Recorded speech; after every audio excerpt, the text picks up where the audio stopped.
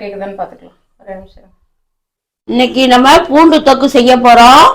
வாங்க எப்படி செய்யலாம்னு பார்க்கலாம். வாங்க வீடியோக்குள்ள போலாம்.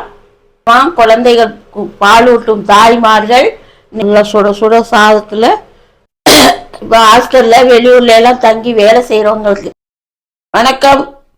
நம்ம பார்க்க போற ரெசிபி வெள்ளைப்பூண்டு தொக்கு. வாங்க வீடியோக்குள்ள போலாம். தேவையான பொருள் என்னென்ன பார்க்கலாம், அப்புறம் செய்முறை பார்க்கலாம். வெள்ளைப்பூண்டு நல்லா ஒரு 100 கிராம், ஒரு 10-15 பல்லு உரிச்சு வச்சிருக்கிறேன். சின்ன வெங்காயம் ஒரு 5-6 உரிச்சு வச்சிருக்கிறேன். வரமிளகா, கொத்தமல்லி, மிளகு, சீரகம், சோம்பு, இது எல்லாம் வறுத்து முதல்ல ஒரு பவுடர் பண்ணிக்கலாம். நம்ம அப்புறம் தாளிப்பதற்கு கடுகு, வெந்தயம், பெருங்காயம், கருவேப்பிலை. இப்போ வாங்க செய்முறை பார்க்கலாம்.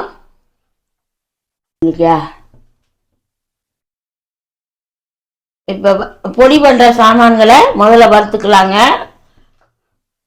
வெறும் வானலியில வரமிளகா, கொத்தமல்லி 3 ஸ்பூன்,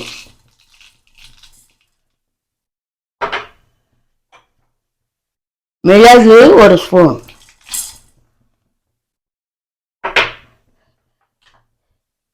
சீரகம் 1 ஸ்பூன், சோம்பு 1 ஸ்பூன்.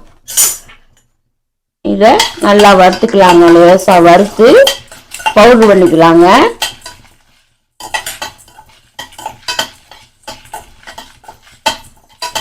லேசா சூடானாலே போதும், ரொம்ப வறுக்க வேண்டியது இல்லை. இப்போ வறுபட்டுருச்சு. ஒரு பிளேட்ல கொட்டிக்கலாம்.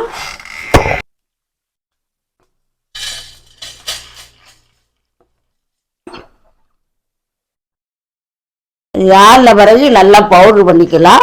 இது பவுடர் முடித்த பிறகு நல்லா வெங்காயமும் வெள்ளைப்பூண்டும் அதையும் ஒரு மிக்சியில் 1-2 முழுசாக போட்டோம்னா ஓரமாக வச்சிருவாங்க. பெரிய வெங்காயம்லாம் மென்று சாப்பிட்ருவோம். குழந்தைகள்லாம் சாப்பிடாதுங்க. அதனால் மிக்சி ஜாரில் லேசாக வெள்ளைப்பொடியும் வெங்காயமும் 1-2 அரைச்ச மாதிரி எடுத்துக்கலாங்க. அப்போ தான் குழந்தைகள்லாம் சாப்பிடுவாங்க. இப்போ ரெடி ஆகிடுச்சு, ஆறிடுச்சு. பவுடர் பண்ணிக்கலாம்.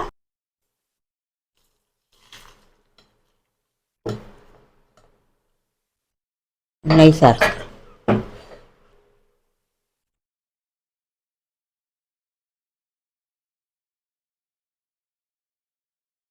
நல்லா பவுடர் மாதிரி ஆயிடுச்சு. இதே ஜாரில் இந்த வெள்ளை பூண்டையும் வெங்காயத்தையும் ஒரு திருப்பிக்கலாங்க. 1-2 அரைகிற மாதிரி முதல்ல பூண்டை போட்டுக்கலாம். நமக்கு நைஸாக அரைய வேண்டியது இல்லை.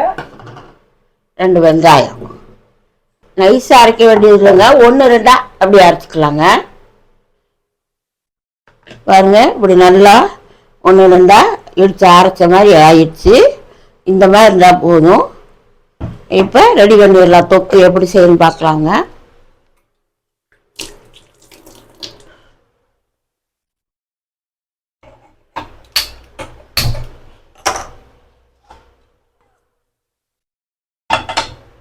நல்லெண்ணெய் எடுத்துருக்கிறேன். 3 குழிக்கரண்டி அளவு எடுத்துருக்கிறேன்.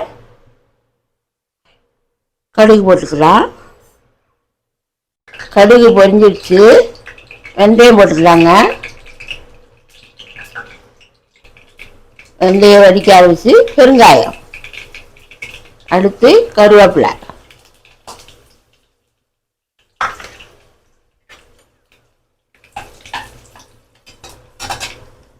பூண்டை போட்டுக்கலாம்.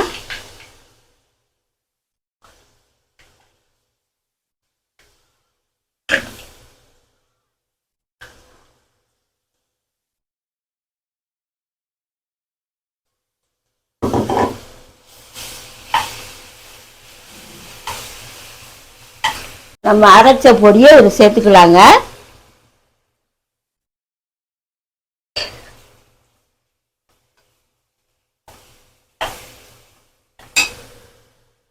இப்போ புளி கரைசல் ஒரு நெல்லிக்காய் அளவு புளியை ஊற போட்டு கரைச்சி எடுத்துருக்கிறேன்.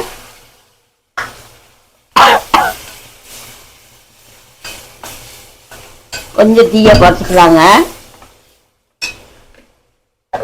இதுக்கு தேவையான உப்பு,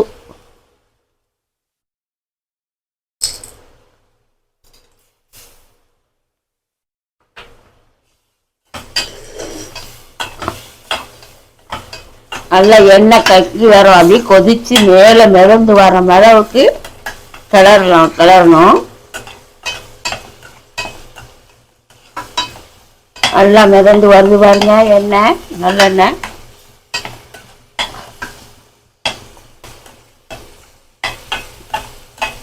எண்ணெய் நிறைய ஊற்றினோம்னா சீக்கிரம் நல்லா வெந்துடும், தொக்கு சீக்கிரம் ரெடி ஆகிடுங்க. நல்லெண்ணெய் தான் சேர்க்கணும், உடம்புக்கு எந்த கெடுதலும் கிடையாதுங்க.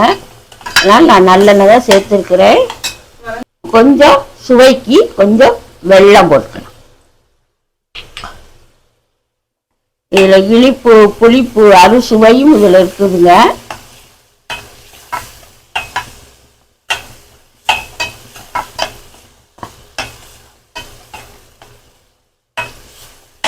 நமக்கு தொக்கு ரெடி ஆயிடுச்சு. இப்போ ஸ்டவ் ஆஃப் பண்ணிக்கலாம்.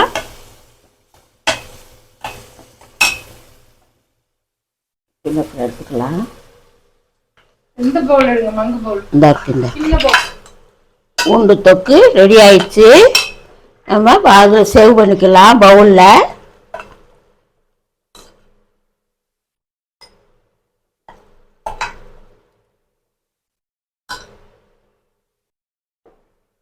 நல்லா சுட சுட சாதம்.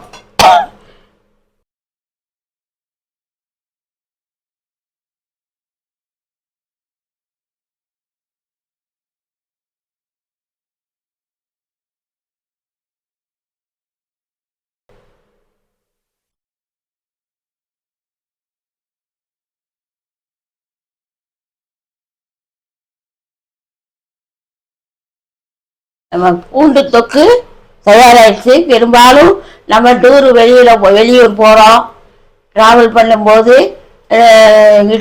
இட்லி தோசை சப்பாத்தி எதுனாலும் கொண்டு போகும்போது டக்குன்னு இந்த பூண்டு தொக்கை ஸ்டோர் பண்ணி வச்சுக்கிட்டு ரெடி பண்ணி வச்சுக்கிங்கன்னு வச்சுக்கோங்க, நல்லா சூப்பராக இருக்கும். இட்லிக்கு தோசைக்கு சப்பாத்திக்கு நல்லா சுட சுட சாதத்தில் போட்டு சாப்பிட்டாலும் நல்லா அவ்வளோ டேஸ்ட்டாக இருக்கும். முக்கியமாக பாலூட்டும் தாய்மார்களுக்கு மிக மிக ரொம்ப முக்கியம் அவசியம் பூண்டு தொக்கு. கண்டிப்பாக நீங்கள் செய்து பாருங்கள். உங்கள் வீட்டு குழந்தைகளுக்கு இந்த மாதிரி செய்து கொடுங்க. இப்போ ஹாஸ்டலில் வெளியூர்ல எல்லாம் தங்கி வேலை செய்கிறவங்களுக்கு இந்த மாதிரி பூண்டு தொக்கு ரெடி பண்ணி வச்சுட்டிங்கன்னா டக்குன்னு சுட சுட சாதம் வச்சு இதையும் போட்டு அதுக்கு ஒரு பொரியல் வச்சா வேலை முடிஞ்சிடும், சாப்பிட்டுக்கலாம். நல்லாவும் இருக்கும்.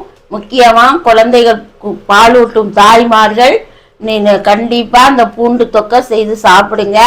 இப்போ குழந்தைகளுக்கு பால் நிறைய சுரக்கும், ஆரோக்கியமாக இருப்பாங்க.